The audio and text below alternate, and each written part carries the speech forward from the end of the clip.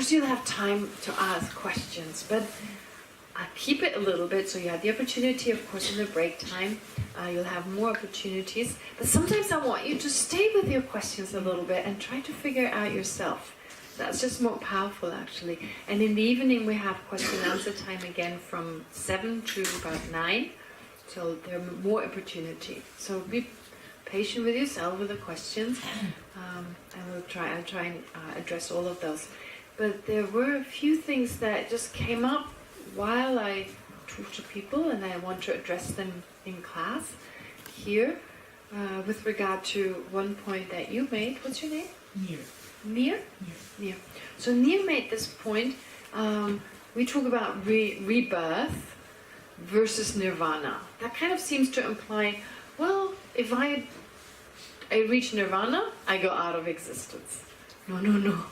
Rebirth actually just means an uncontrolled rebirth in a state such that potentially comes along with suffering.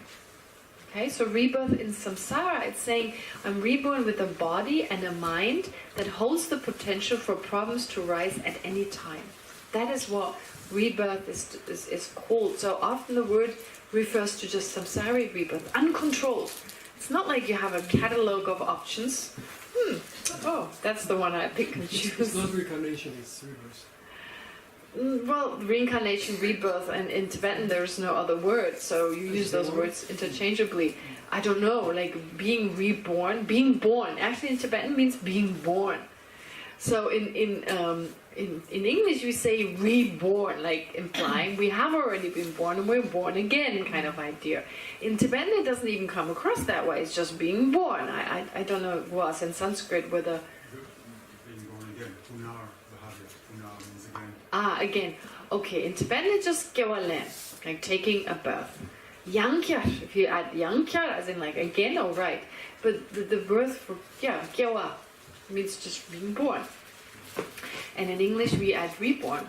But what it means is like we come with a certain lifespan. Even however much we like it, it comes with an expiry date. Okay? So every karma, like the dog karma I mentioned, not only does it throw me into the rebirth as a dog, but it also comes with a certain lifespan. And I can die prematurely due to negative karma ripening and me being killed, getting killed for instance. But even if none of that happens, I will only live that long as a dog, and then I have to go on. So the fact that I have to give up everything again and again and again, that is also considered to be a feature of samsaric birth. I mean, besides all the balagan, all the problems, all the suffering we experience, the fact that we age, the fact that we experience things we don't want over and over again, but just death itself. I have to leave behind this body. Not just this body, everything I worked for.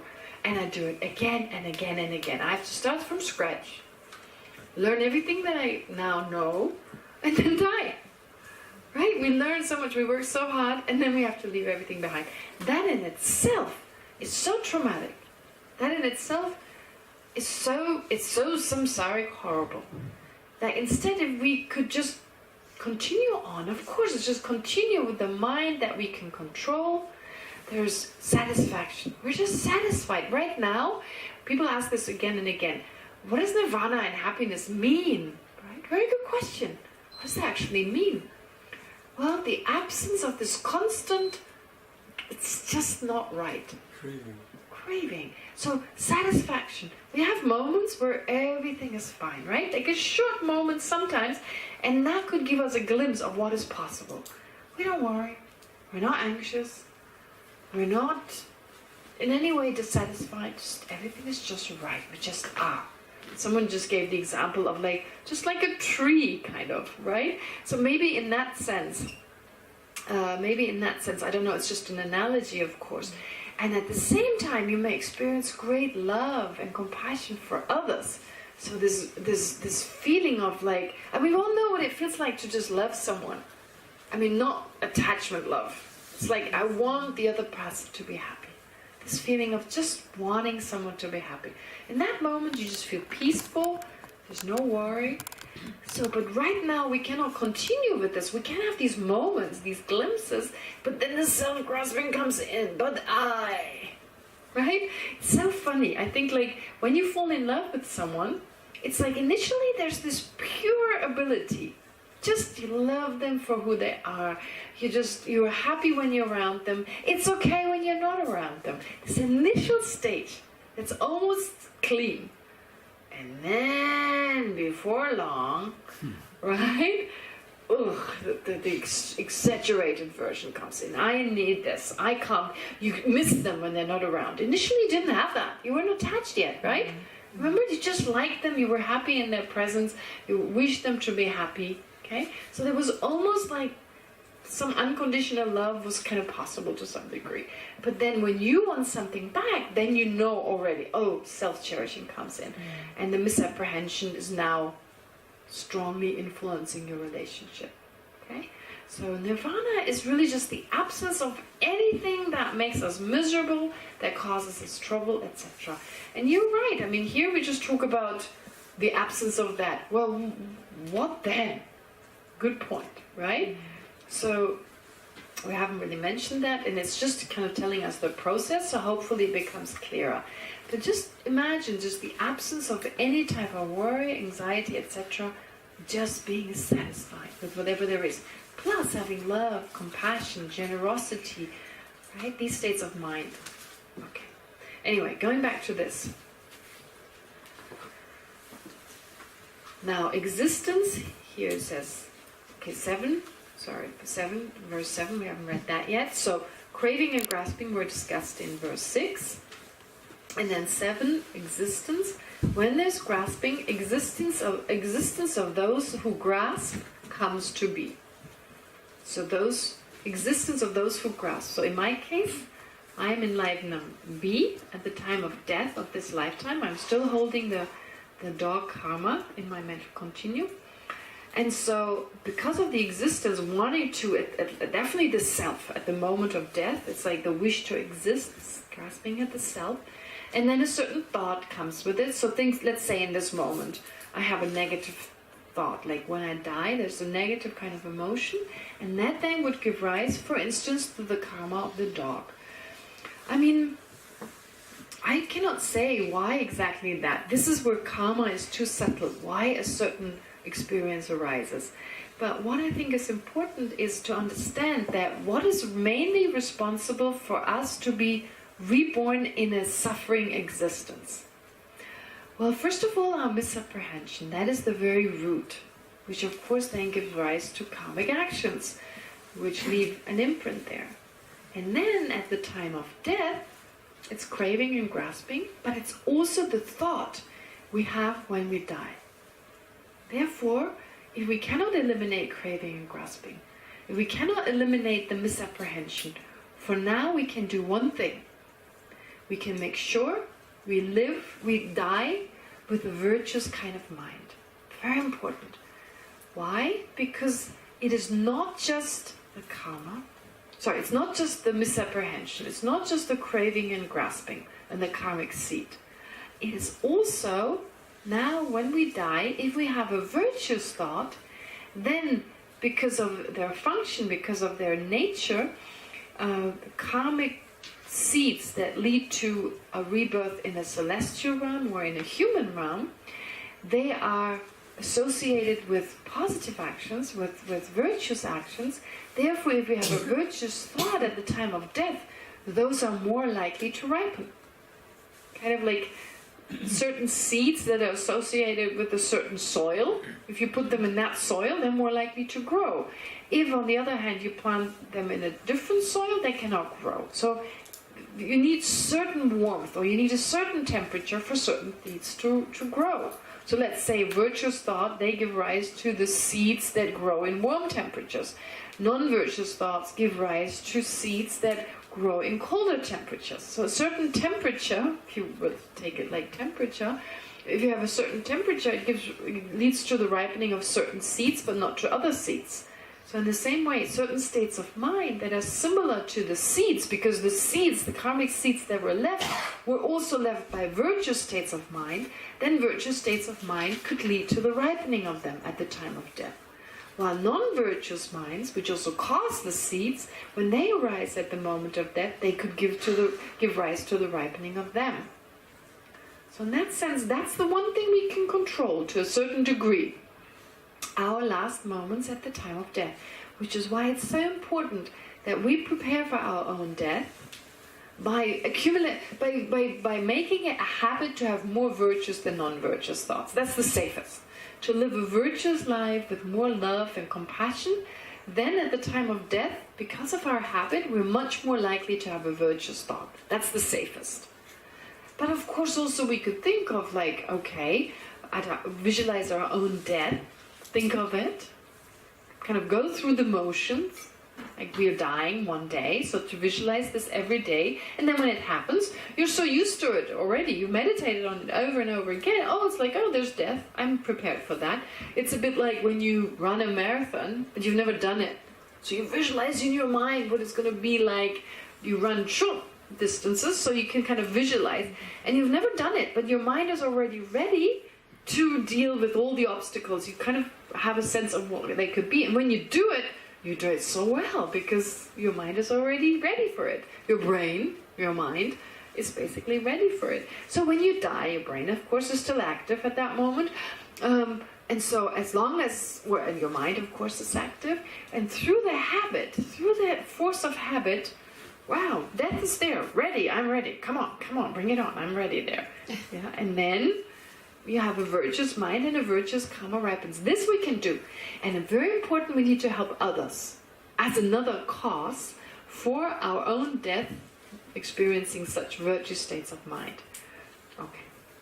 So this is oftentimes not mentioned, but needs to be mentioned in the context of the 12 links. It's not one of the links, but very important still. So you have the karmic seed, you have virtuous karmic seeds or non-virtuous karmic seeds, so giving rise to birth in the celestial or human realm, those are virtuous kinds of seeds, and then also rebirth in the preta realm, in the animal realm, the preta realm, and the hell realm. I know this is not very, I'm not going to go talk about the different realms of existence, but honestly, if whatever I experience is subjective, there's no objective reality out there, then it's really simple to accept a hell realm. Because there's no objective place. It's not like it's something objective there. It's just an experience, like I have an experience now. And people have hell on earth.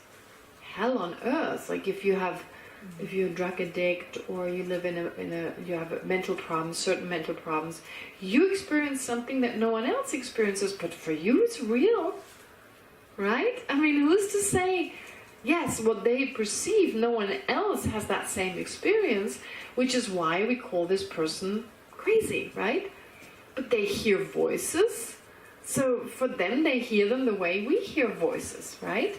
And so because we commonly no one experiences that, but actually, like even scientifically, when we hear voices, they're actually just pressure waves.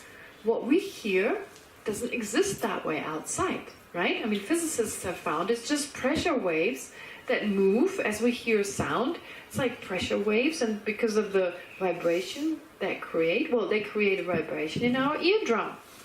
And that is then interpreted as sound. My voice just creates different vibrations because of the vibration of my vocal cord. It leads to pressure waves, and you experience that as sound, right? And again, with how you experience also depends on your karma. Pleasant or unpleasant, it's really your karma, basically. Therefore, the point is that our experiences are totally subjective, which means that I could have a hellish experience. So I have some human experience and I have some hellish experience. But if, when you die, your entire rebirth, you just have hellish experiences, well, then we call that hell. Hell realm. Like I said, you're not born into a place. A hell realm is not like a place, right? It could be anywhere. It could be here. But these are when what they perceive is just fire, like being burned alive, basically, while we perceive something different. So to help understand the hell realms and all these different realms, they talk about, oh, the hell realms are in the ground where there's a lot of fire. So it helps us to kind of identify with it. But honestly, it doesn't make sense. It could be anywhere, because even this world that we perceive subjectively. So as humans, we experience it that. And if you have a fly experiences this room very differently. And so would a fish, and a dog, and a cat, right? In Dharamsala, it's so funny.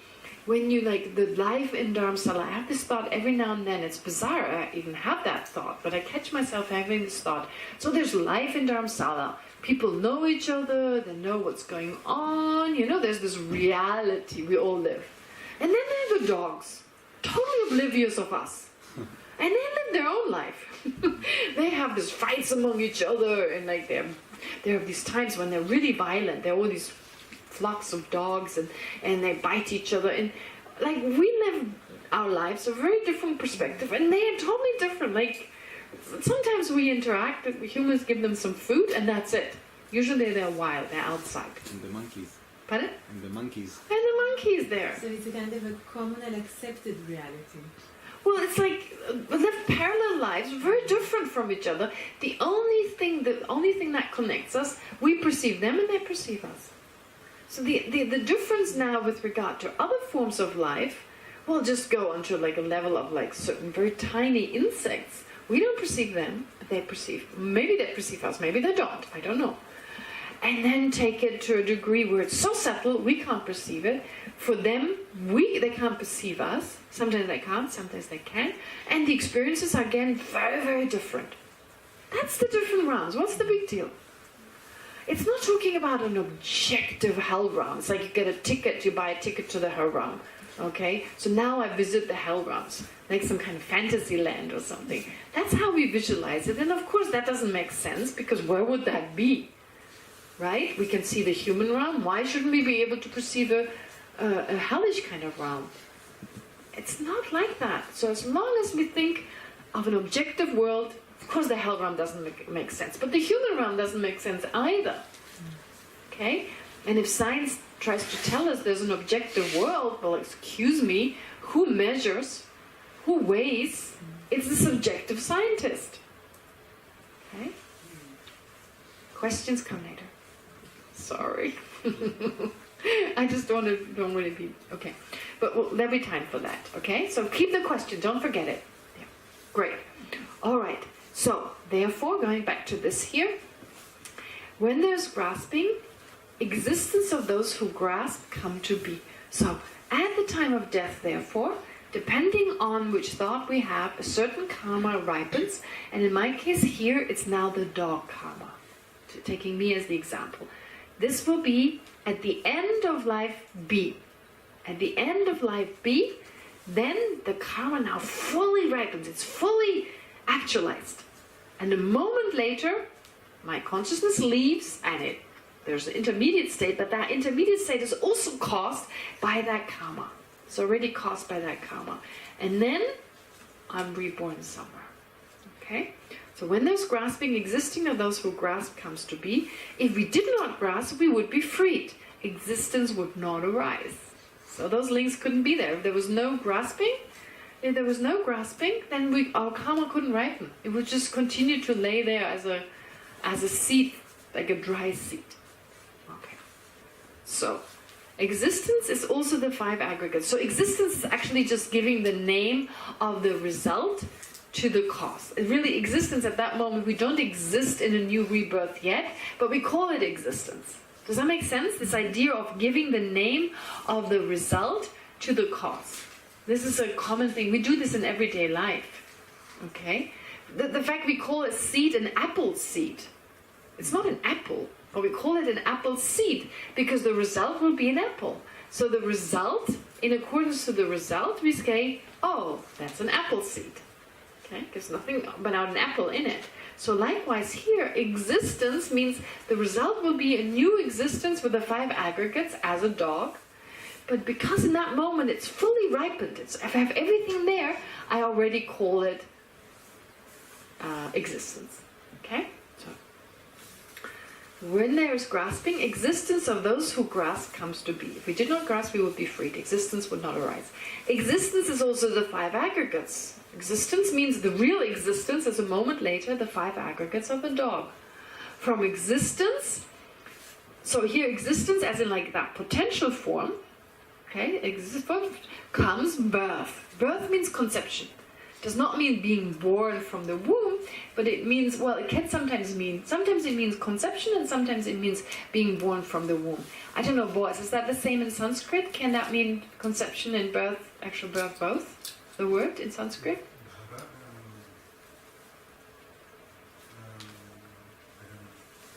Okay. Yeah, so in Tibetan it definitely means conception, but sometimes they also say in everyday life that in the Buddhist context they don't talk so much of like the moment of birth, you know, they're not really, unless they say, oh, the suffering of birth. In that context they say, oh, birth comes along with suffering. Here they don't talk about conception as being the suffering. In this context it refers to actually being born from the womb. Okay? So, but here birth is actually the moment of conception. So after the karma has ripened, then you're conceived. And you could say then you're also born from the womb, of course, that also implies that. So, from existence comes birth, conception and actual birth. And so old age and death, misery and lamentation. So once you're born, right, the moment you're conceived, you start aging. You're already changing and aging, basically.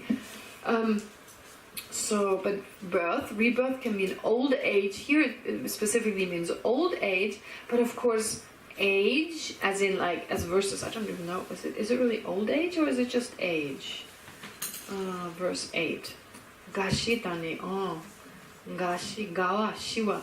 Actually it doesn't have to say old age. Aging and death is better. Yeah, aging. Oh, does it say aging in your text? No, it doesn't. No, it says old age. But yeah, so I don't know why I didn't. It should actually be aging and death. That would be better, because the moment you're dying, the moment you're born, the moment you're conceived, you're aging. So aging and death, misery, lamentation, unhappiness and agitation. All these arise from birth. Thus, a mass of suffering is all that arises. Now that seems really, really low, kind of doom kind of situation. But just, okay, anyway, don't worry about it right now. We'll talk more about it. But it's just saying, even what we experience to be happiness is just the absence of a worse problem. It's still not totally right. It could be much greater. So even our sense of happiness is just a lack of. It's just a lack of something worse. Just pleasure, no? Just pleasure. Well, pleasure, for instance, like even happiness. It's like sometimes the example that one of my teachers has given is like, for instance, like 25 degrees is really warm. That's like Nirvana. But plus 10, that is our pleasure. So it's like, wow, because it's not minus 10 or not 0, you go plus 10 and you go, whoa. But actually plus 10 is not really what our mind could experience. It's 25 degrees. It's just plus 10. But because we don't know anything better, we describe that as happiness. But it's actually still in the degree of being cold. So we've all had, I mean, in Germany I know for sure, after a long winter, when it was minus 10, the day it's 0 or 10, you go, whoa, this is so warm. You take off your shirt and with the t-shirt. It's plus 10. I mean, Israelis would die of cold in that moment, right? So basically this is Nirvana right now, but kind of. And then of course so if you think of it like that, it's just an analogy, please don't get it wrong, but don't misunderstand me. But what we call happiness is really, it's still not actual happiness. All right, so therefore we say it's in the nature of suffering. It's still cold. This is not what our mind can actually experience. Potentially our mind could experience this incredible happiness. So what we experience is only slightly similar to it in that it's not the worst state we could experience. That's why we say it's in the nature of suffering. And of course, worst problem could potentially arise at any time. We could get terribly sick any time. We could feel terribly unhappy any time. So not only is the kind of happiness we experience right now very limited, Secondly, anytime we could experience a problem, physically or mentally. Okay.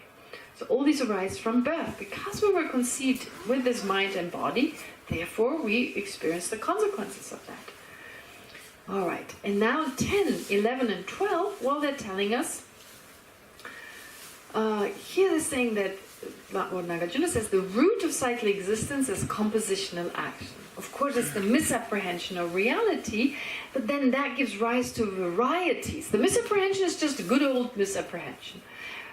So it's whether you're reborn as a human or in a hell realms, but really what determines the variety is the second link, the kind of actions that give rise to it. So that's why they say it's the root. The actual root is the misapprehension, but it's also, when you go back, that which determines, yes, the different varieties is the second link, therefore. So that is described as the root here, in this context, although usually it's not really described as a root. So the root of cyclic existence is compositional action. So the wise ones do not act out of the misapprehension. Of course they act. So, but do not act out of the misapprehension because they remove the misapprehension. Okay? So the wise ones do not act. It is the unwise, those who don't understand, who misapprehend reality, who act. The wise ones do not, for they see reality. So once you understand that the misapprehension is a wrong consciousness, that it perceives something that is impossible, and that's what we're going to deal with over the next few hours, or the next day, then we see, then this will not arise. Once we see reality, once we see how phenomena really exist, we gradually remove the misapprehension, and therefore our actions governed by the misapprehension, they just won't arise. They're just exaggerated actions. Our actions are exaggerated as like an extreme version of a normal act that is not motivated by self-cherishing or by a misapprehension of reality. With the cessation of ignorance, compositional action will not arise. The cessation of ignorance will occur when consciousness meditates on reality. Okay, so the actions can only be removed if we remove ignorance. Ignorance is removed if we understand reality. If we understand how phenomena really exist, then that mind at some point can no longer arise. Through the cessation of this or that will not arise. So in the Right-Seating Sutra it says, for instance, because of this, there's that. So it's saying in terms of because of ignorance, there's compositional action. Because of compositional action, there's name and form, etc. So all these links, they're there because the previous link is there. But if you remove ignorance, then this and that will not. So if there's cessation, if you cease, that is, you remove ignorance, then there is no compositional action. Then there is no this, there's no that, there's no this, and all the other links, they disappear. So the link of these 12 links that are described like a cycle here on this tanka, you can look at them. In particular, the ones aging and death and so forth. If you look at those, the inner ones are just the different realms. You can be reborn. I haven't explained all of them. Never mind. So here, those 12, aging and death, and again there's ignorance. The misapprehension is still there. So we keep accumulating karma, etc. So we're in this loop. So to get out of the loop, the misapprehension needs to be cut. That's the only way. And that's what this is saying. So without removing the misapprehension, we cannot be liberated. Why the addition of composition? Why action is not enough to say action? Compositional, well, action means the action of the sun rotating, or the earth rotating around the sun. That's an action, but that's not a compositional action. Action means volitional action here. Right? So a compositional action as part of the 5 aggregates, in particular an action, a volitional action that causes a rebirth. So just action, and lots of actions. The inanimate nature, there are actions there. Okay, through the cessation of this or that will not arise. That which is exclusively a mass of suffering will thus completely cease. Done. Okay? So you see how the first chapter, it's not that hard. The 12 links are a little complicated, but honestly, we did them in a few hours, so not too bad. So, with the 12 links, therefore, you just this is why His Holiness starts with this chapter, although it's almost towards the end. But it gives rise to the sense, okay, this is how the main reason for us being in this existence. And of course we could explain it on a smaller scale, say, well, in this lifetime when there's misapprehension, there's anger, and then we suffer, etc. But honestly,